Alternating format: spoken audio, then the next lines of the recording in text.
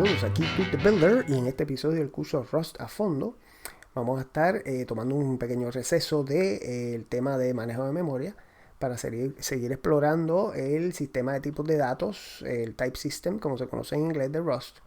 Y específicamente vamos a ver cómo podemos crear nuestros propios tipos de datos utilizando lo que se conoce como el struct, ¿verdad? La estructura en inglés, el structure.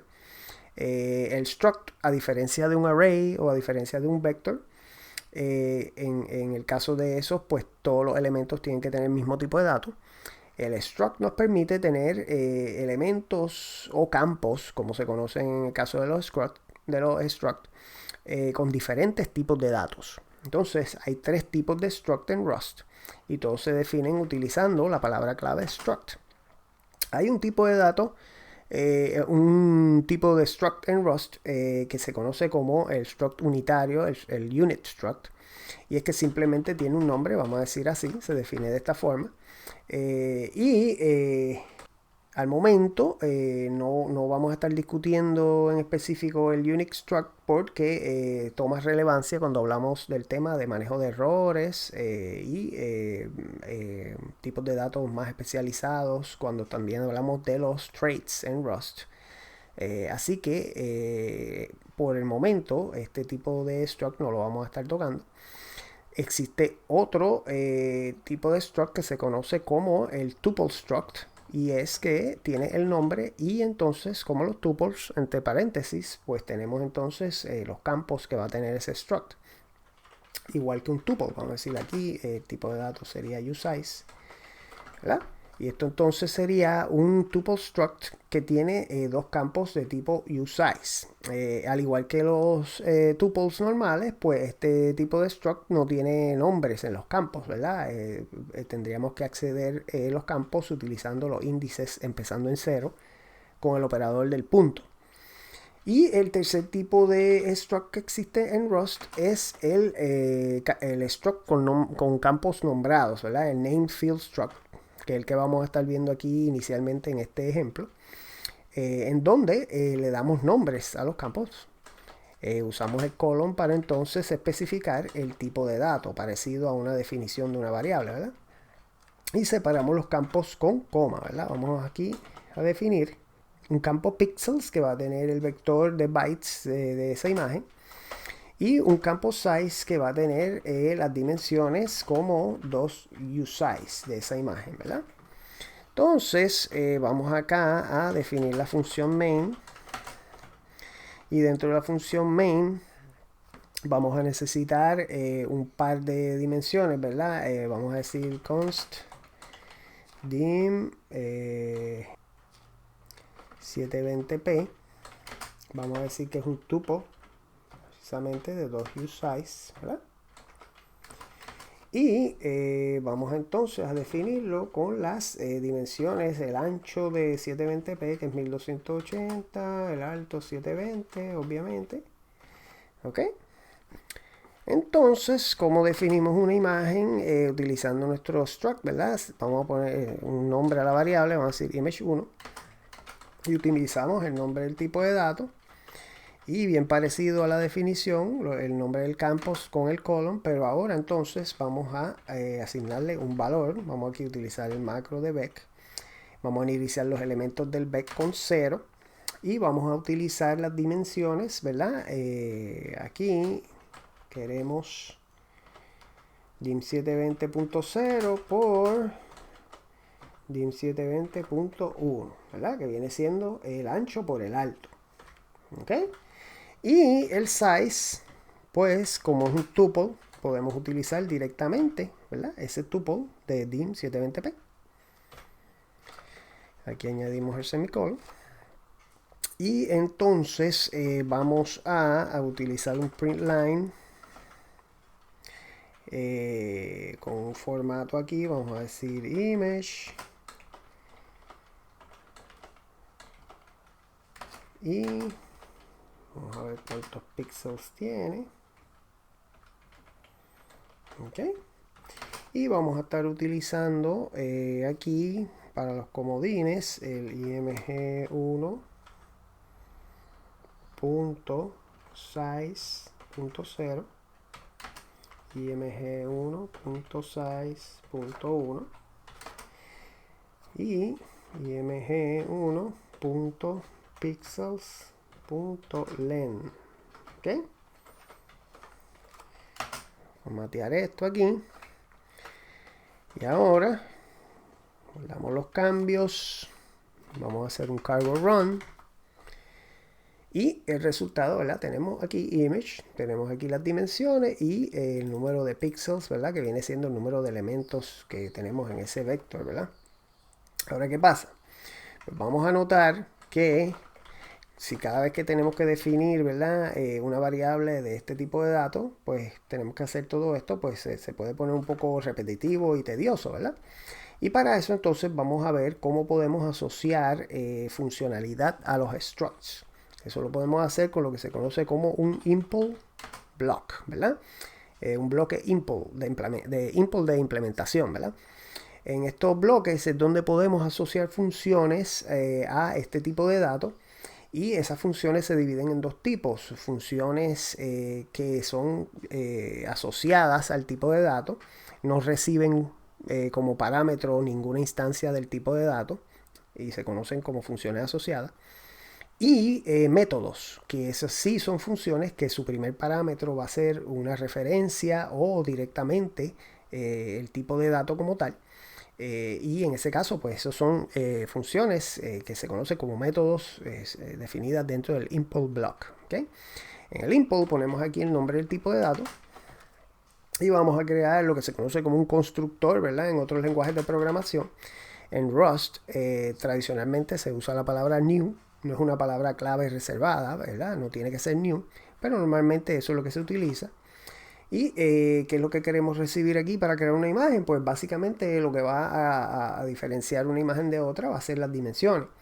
Así que vamos a decir que vamos a recibir un parámetro size y que va a ser ese tuple de uSize, ¿verdad? Y que vamos a devolverle aquí pues una instancia nueva de image. Ahora, dentro de este bloque impl, nosotros en vez de utilizar el nombre del tipo de datos directamente, que lo podemos utilizar, pero podemos utilizar la palabra self con la S mayúscula, que viene siendo un alias, ¿verdad? Para ese tipo de datos con el que estamos trabajando. La ventaja de utilizar self es que si después tuviéramos que cambiar el nombre del tipo de dato, número uno, pues no solamente tenemos que cambiarlo en la definición y aquí, ¿verdad? Sería aquí y acá, ¿verdad? Porque todas las demás referencias que estamos utilizando dentro del impl block van a decir self y eso pues entonces no hay que cambiarlo.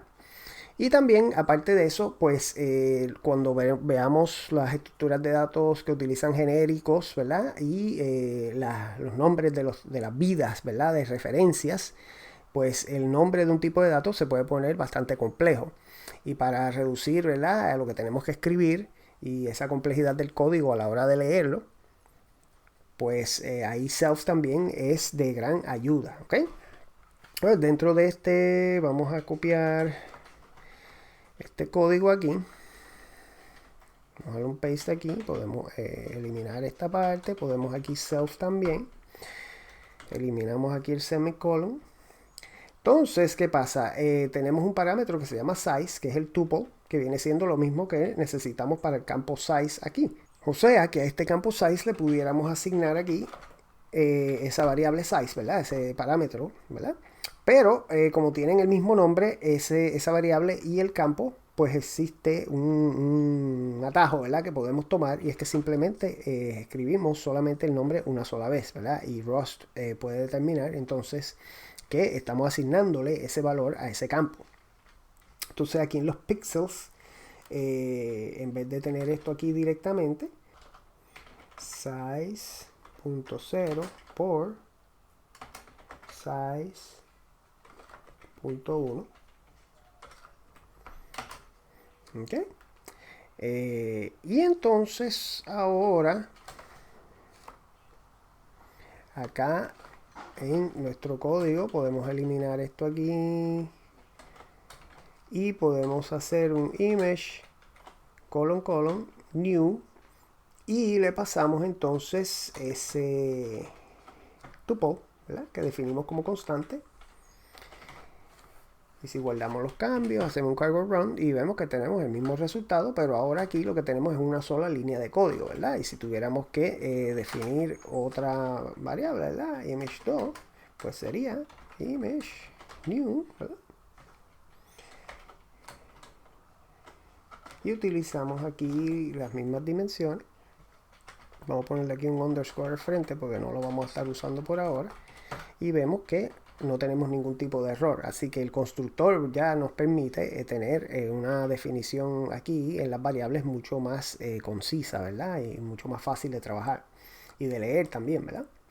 Es importante también notar, vamos a decir, si nosotros fuéramos a definir otra variable aquí y vamos a utilizar el literal para que ustedes vean esta opción que existe. Vamos a decir aquí que en el caso de pixels, pues vamos a hacer como hicimos anteriormente, inicializamos a 0 y vamos a utilizar estas dimensiones .0 por estas dimensiones .1, como hicimos la otra vez. Pero ahora vamos a hacer lo siguiente, img 1. Pues, ¿qué quiere decir esto?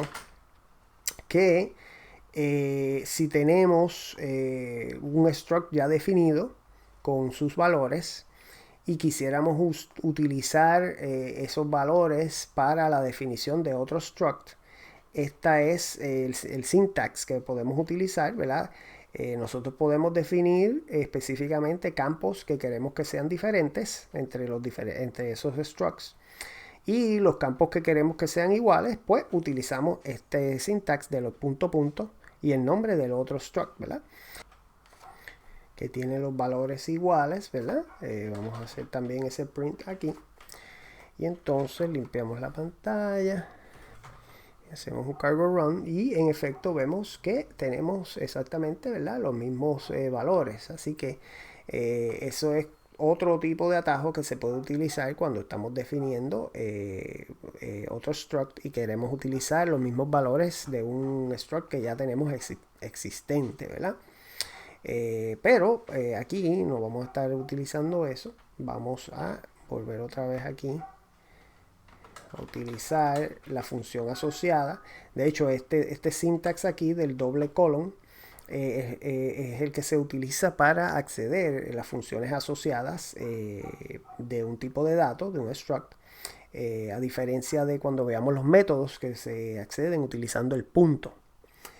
Y entonces aquí vamos a utilizar nuevamente, para poder diferenciar un poco, vamos a crear otras dimensiones aquí.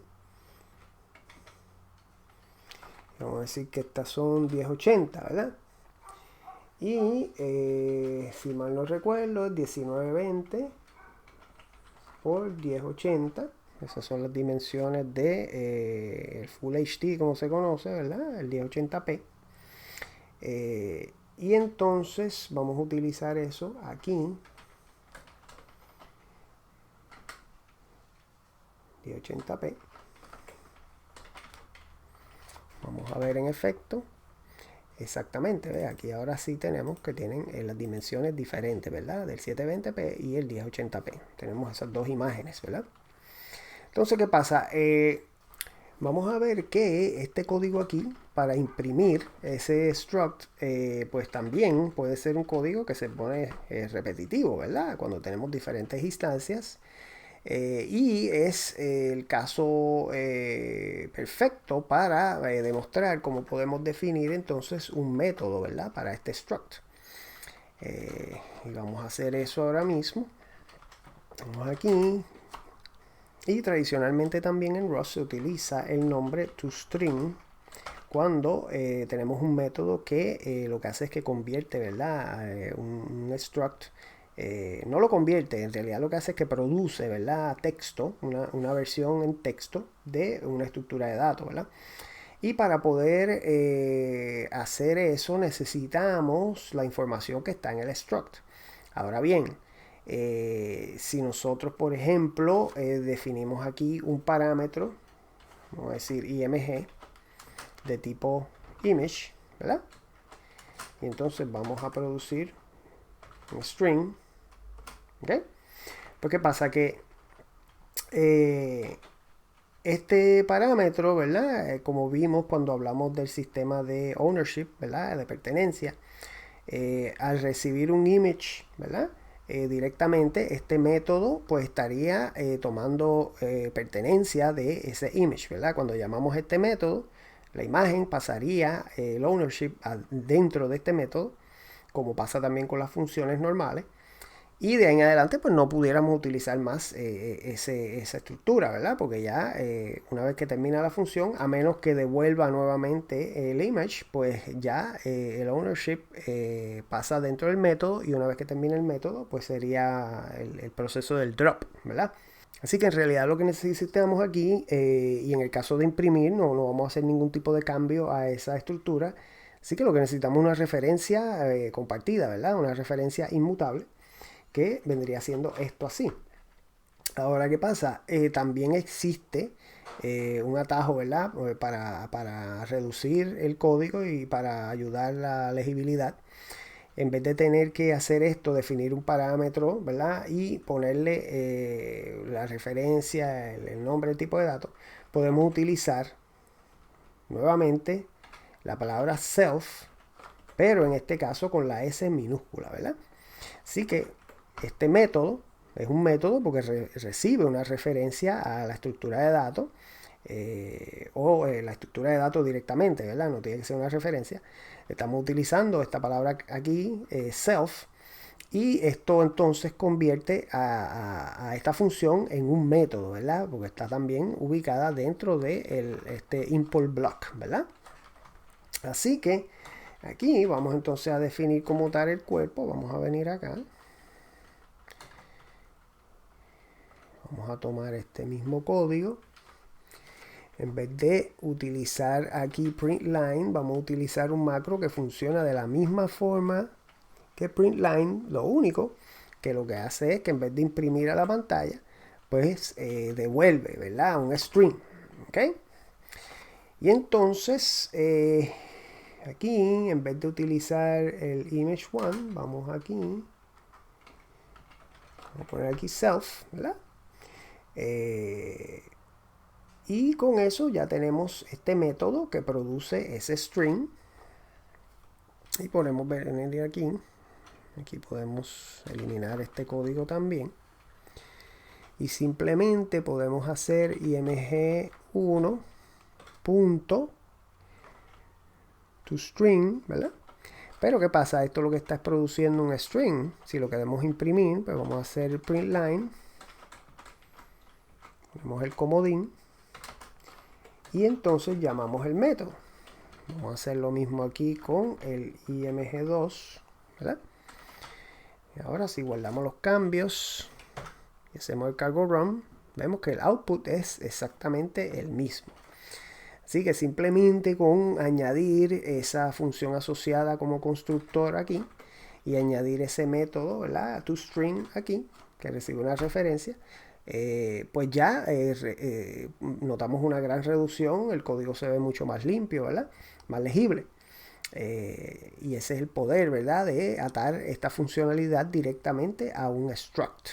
Ahora, ¿qué pasa? Si nosotros, por ejemplo, quisiéramos tener la funcionalidad de hacer un reset, vamos a decir, de un struct en donde queremos reinicializarlo con unas dimensiones diferentes, ¿verdad?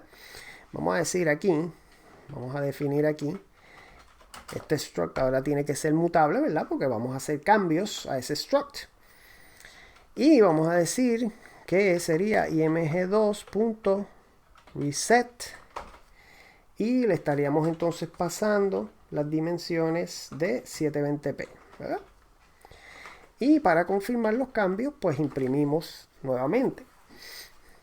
Pues para eso vamos a definir acá otro método. Sería su nombre reset. Y en este caso vamos a recibir una referencia mutable, ¿verdad? Una referencia exclusiva. a esa instancia del struct. En este caso, este método no va a devolver nada porque va a hacer los cambios directamente, ¿verdad? De hecho, necesitamos aquí como parámetro las nuevas dimensiones y vamos a decir que eso va a ser nuevamente useSize, ¿verdad? Ese tuple. Y lo que vamos a hacer aquí es que self.pixels lo vamos a redefinir creando un vector nuevo inicializado, size.0 por size.1 y self.size asignamos size, ¿verdad? Y ya con esto, pues básicamente reinicializando, al hacer esta asignación aquí de un nuevo vector a este campo pixels, ¿qué es lo que va a ocurrir? Pues el vector existente que estaba en pixels va a pasar por el proceso de drop, ¿verdad? El ownership, el sistema de ownership obliga, ¿verdad? A que haya un drop aquí, se limpia esa memoria, ¿verdad? Se libera y se crea el vector nuevo utilizando nueva memoria en el heap y se asigna a ese campo, ¿ok? Así que ya con esto se supone que vamos a limpiar aquí la pantalla y vamos a hacer el cargo run y en efecto vemos que luego de hacer esos cambios ocurren, ¿verdad? Aquí las dimensiones cambian y el número de los píxeles, ¿verdad? Así que ahí tenemos ya un método que realiza cambios y lo podemos hacer utilizando una referencia mutable a self, ¿ok? Y también en el mundo de Rust, dado el sistema, ¿verdad? Y cómo funciona el ownership y ¿verdad? La pertenencia, el sistema de pertenencia, los movimientos en memoria, pues existe esta noción de que podemos descomponer, ¿verdad? O como se dice en inglés, destructure, una estructura y convertirla entonces en sus partes componentes, ¿verdad? Por separado. La estructura deja de existir, ¿verdad? Y entonces tenemos la oportunidad de utilizar las partes de manera individual. Y vamos a decir nuevamente, vamos a decir image2 punto, y normalmente siempre que tenemos un método que consume, ¿verdad? Esa estructura, ya esa estructura va a dejar de existir. Pues muchas veces esos métodos comienzan con la palabra into, ¿verdad? Porque se va a estar convirtiendo en otra cosa. Vamos a decir aquí into parts, ¿ok?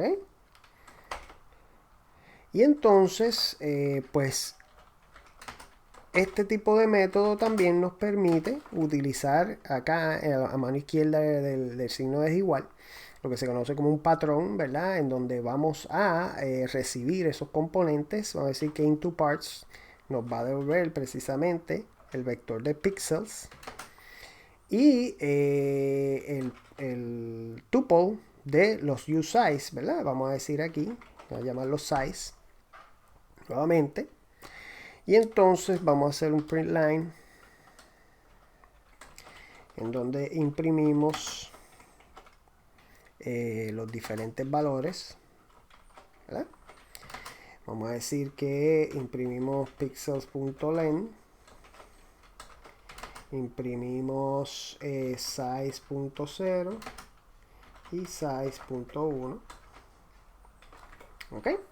Pero este método no existe, así que tenemos que crearlo y vamos a ver cómo se crea. Sería otra función más, vamos a llamarla intoParts.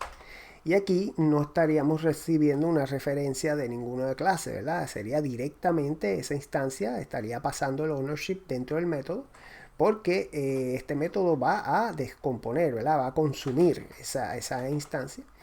Así que lo que vamos a devolver aquí es un tuple con un vec de U8 y un tuple de useSize. ¿Ok? Y entonces, en efecto, pues vamos a devolver eso. Así, self.pixels y self.size. ¿Okay? Estamos devolviendo. Y al devolver por separado, ¿verdad? Estos dos campos, básicamente estamos consumiendo, se está destructurando, ¿verdad? Destruyendo esa instancia para devolver las partes como tal por separado. ¿Okay? Vamos a guardar los cambios. Vamos a correr el cargo run. Y en efecto, vemos aquí entonces los valores que los estamos imprimiendo en ese print line al final, que son variables separadas, ¿verdad? Si nosotros tratamos entonces, luego de ese print line, volvemos a tratar de imprimir aquí, nos va a dar el error de que estamos tratando de hacer, ¿verdad? Borrow of move value, ¿verdad? Aquí fue donde se movió. Esa instancia de ese struct se movió dentro de este método, porque el método lo que recibe es directamente esa instancia y el ownership pasa al método, ¿verdad? Y ya entonces quiere decir que acá no podemos utilizar el toString que utiliza una referencia a el struct.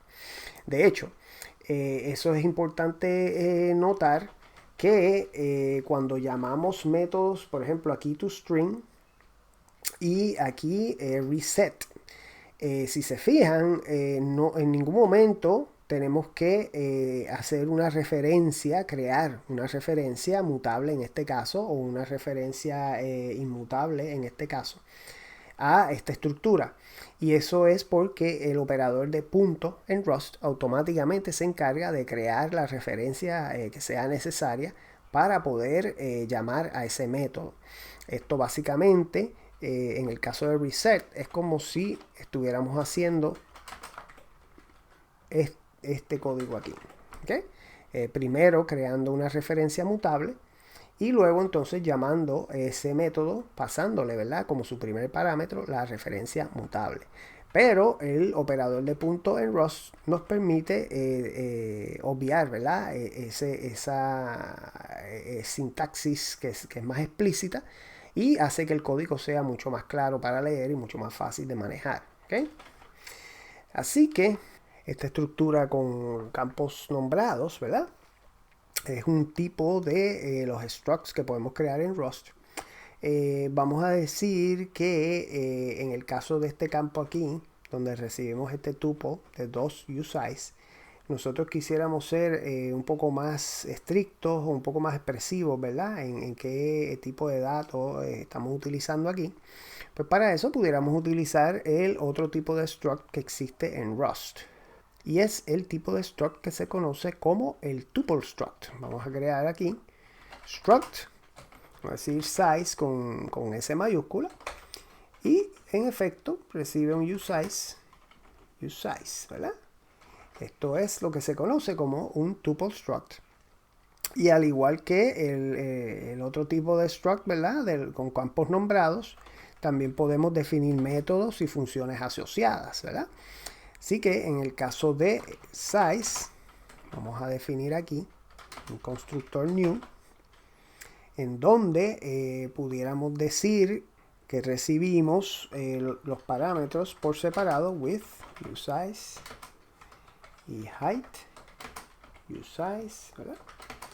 Y vamos a devolver aquí un self. Y entonces pudiéramos aquí inclusive hacer una afirmación, ¿verdad? Si queremos, si nos preocupa, ¿verdad? Que nos envíen datos inválidos, ¿verdad? Esta es una de las ventajas de poder utilizar un tipo de dato customizado, en donde nosotros podemos implantar nuestras políticas, ¿verdad? Y nuestras reglas a la hora de manejar el comportamiento de nuestra aplicación. Vamos a decir que en este caso nosotros no queremos permitir una imagen que sea de dimensiones 0, ¿verdad? Así que aquí podemos hacer un assert de que el width es mayor que 0 y el height es mayor que 0. O sea que si cualquiera de los dos es 0, ¿verdad? Pues recibiríamos un error. Y entonces si todo estaba correcto, pues devolvemos un self con precisamente el width y el height. ¿Okay? Eso es lo que va a devolver el constructor. Entonces, si nos fijamos también, vamos a venir más abajo, en donde tenemos las constantes. Estas dos constantes, si vemos, comienzan con este prefijo dim, ¿verdad? Y siempre que tenemos un prefijo en nuestro código, que estamos repitiendo variables con un prefijo, es una clara señal muchas veces de que podemos agrupar estas variables, estos valores, bajo una estructura de datos como tal. Y Rust tiene precisamente una herramienta para eso que se conoce como las constantes asociadas, ¿verdad? Estos valores aquí en realidad son dimensiones, son unas dimensiones predefinidas, así que son relevantes dentro del contexto de ese tipo de datos, dimensión, ¿verdad? De size. Así que lo que podemos hacer es que las eliminamos de aquí y dentro del import las vamos a colocar aquí dentro. Y de hecho, pues como ya están aquí relacionadas directamente a ese tipo de datos, lo que podemos hacer es eliminar, ¿verdad? Ese prefijo, ¿verdad? Y para que sean válidos, vamos a poner la S aquí al principio. Así que tenemos S720p y S1080p, ¿verdad? Eso viene siendo entonces las dimensiones que están asociadas a este tipo de datos size, ¿ok? Y que entonces eso nos permite, teniendo ya este tipo de datos, pues en vez de tener, ¿verdad? Vamos a entonces a hacer un highlight de todas las instancias donde tenemos, ¿verdad? Que estamos utilizando ese tuple, ¿verdad? Y vamos a empezar precisamente aquí con esas constantes. Esto lo podemos cambiar por self. Y aquí también. Entonces aquí vamos a cambiar esto por size. Ese es el tipo de dato que queremos para este campo, ¿verdad? Que viene siendo ese tuple struct. Aquí también nos pasan un size, ¿ok? Y acá en el reset también vamos a hacer lo mismo. Tipo de datos ya tenemos definido. Y también into parts, pues nos va a devolver un size también. Entonces, esto lo que nos permite es que ahora, cuando estamos definiendo, podemos utilizar, ¿verdad? El size y vamos a ver que vamos a tener las constantes ahí definidas, 720p, ¿ok? Constantes asociadas. Vamos a utilizar aquí nuevamente size y la constante aquí de 1080p. Y acá size, la constante, en este caso utilizamos la de 720p. Así que venimos aquí. Esto es sumamente sencillo. Es cuestión entonces de ponerle aquí el nombre del tipo de dato en la pantalla y hacer el cargo run. Y en efecto, pues tenemos los mismos resultados. Pero ahora sí tenemos una definición como tal explícita del tipo de dato size. En vez de tener ese tuple, ¿verdad? Ahora tenemos otro nuevo tipo de dato, utilizando ese tipo de struct, el tuple struct, que nos permite verificar, ¿verdad? Cuando estamos preparando, vamos a decir que aquí, en vez de utilizar esa constante asociada, vamos a hacer size y usamos new y pasamos 0 y 0, ¿verdad? El caso donde podía ocurrir un error, hacemos un cargo run y en efecto aquí tenemos el panic, ¿verdad? Que nos está diciendo el assertion fail. Así que no pasó, ¿verdad? Nuestra prueba. Acá, a la hora entonces de nosotros utilizar esa función asociada como constructor, pues no pasó la prueba de que las dimensiones no pueden ser 0, ¿verdad? Así que con esto, pues ya aquí vamos a dejarlo hasta aquí en este video. Hemos visto estos dos tipos de struct, el tuple struct que podemos crear aquí en Rust y también el struct con los campos nombrados, ¿verdad? Como tenemos aquí el caso de image. Y cómo podemos definir constantes asociadas, como vemos aquí, funciones asociadas, como vemos acá, y los métodos, ¿verdad? Que reciben, puede ser una referencia mutable, referencia inmutable, o directamente una instancia, ¿verdad? Sin ningún tipo de referencia. Y el uso también de la palabra self con la letra mayúscula, que viene siendo como un alias, ¿verdad? Para el tipo de datos que estamos utilizando, ¿verdad? Como tenemos aquí. Con esto, pues, vamos a dejarlo aquí. Vamos a estar viendo más adelante más ejemplos utilizando los struct en Rust. Si el video les es útil, no olviden darle like y suscribirse para ver cuando salen nuevos episodios. Aquí Dude the Builder. Hasta la próxima.